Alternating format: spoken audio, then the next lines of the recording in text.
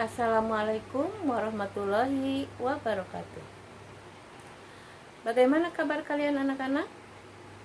Ibu harap kalian selalu dalam keadaan sehat walafiat. Amin, amin ya robbal alamin. Anak-anak yang ibu cintai, berjumpa lagi pada pertemuan kali ini dalam mata pelajaran PPKN. Mudah-mudahan kalian tetap bersemangat untuk mengikuti pelajaran pada hari ini. Ya, walaupun kita tidak bertatap muka secara langsung, tapi kalian harus tetap semangat, tetap mengikuti pelajaran dengan baik. Sebelum kita mulai pembelajaran pada hari ini, marilah kita berdoa terlebih dahulu. Ya, dengan mengucapkan lafaz basmalah, bismillahirrohmanirrohim.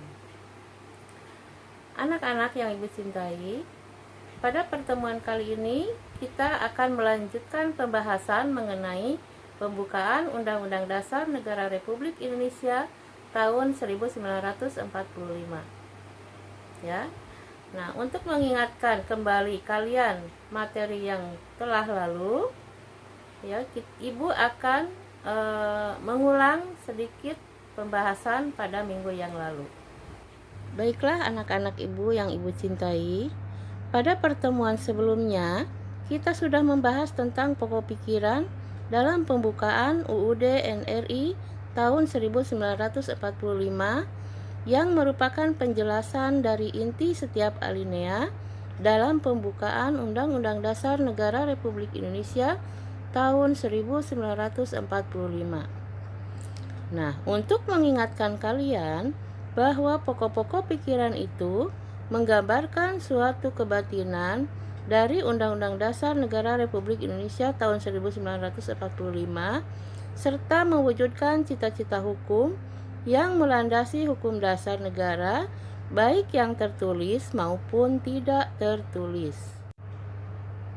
Selanjutnya, di dalam setiap alinea pembukaan Undang-Undang Dasar tahun 1945 tercantum pokok-pokok pikiran yang diantaranya dalam alinea pertama mengandung pokok pikiran persatuan, alinea kedua mengandung pokok pikiran keadilan sosial, alinea ketiga mengandung pokok pikiran kedaulatan rakyat, dan alinea keempat mengandung pokok pikiran kemanusiaan dan ketuhanan.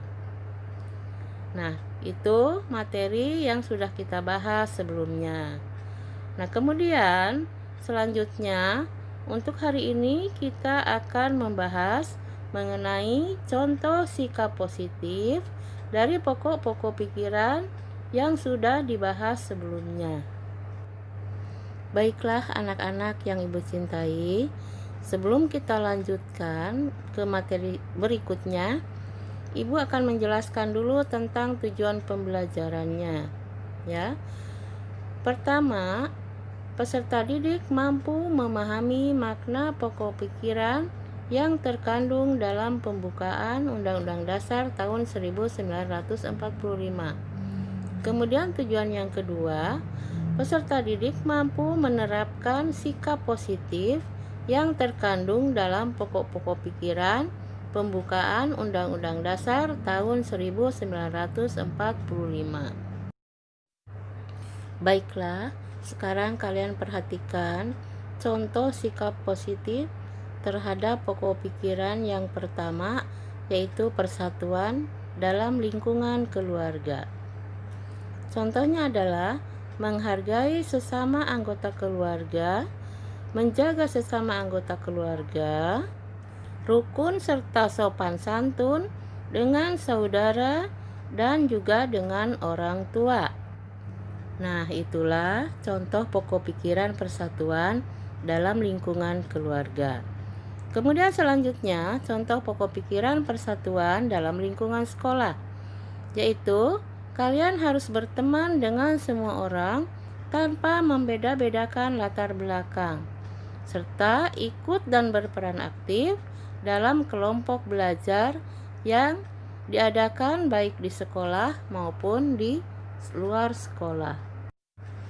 Selanjutnya, mari kita lihat contoh pokok pikiran persatuan dalam lingkungan masyarakat, yaitu kita harus membaur dengan masyarakat sekitar tanpa membeda-bedakan, dan kita juga harus ikut serta dalam kegiatan bersama tetangga. Contohnya, kegiatan kerja bakti. Kemudian selanjutnya, kita lihat contoh pokok pikiran persatuan dalam lingkungan negara, yaitu kita harus mendahulukan kepentingan bangsa dan negara di atas kepentingan pribadi dan golongan, serta kita harus menghormati orang lain yang berbeda suku, ras, dan juga agama. Nah, itulah contoh pokok-pokok pikiran persatuan dalam lingkungan keluarga, masyarakat, sekolah, dan juga negara. Kemudian kita lanjutkan dengan pokok pikiran keadilan sosial dalam lingkungan keluarga. Contohnya yaitu tidak memaksakan kehendak terhadap anggota keluarga lain dan bersikap adil terhadap anggota keluarga lainnya.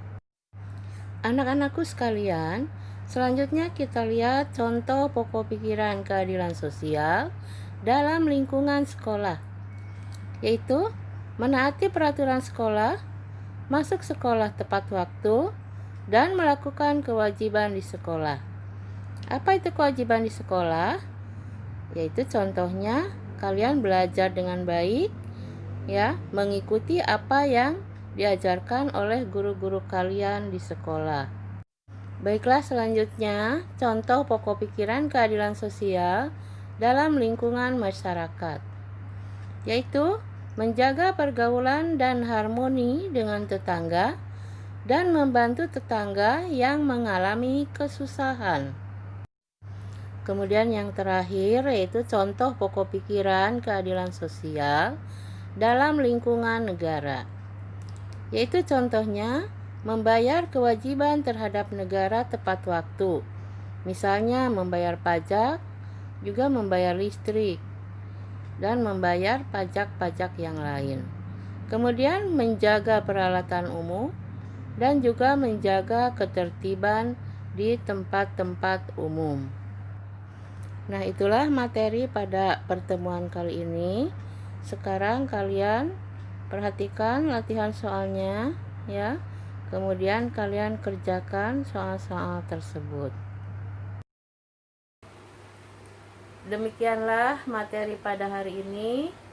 Mudah-mudahan apa yang Ibu sampaikan dapat dipahami dan dimengerti oleh kalian semua.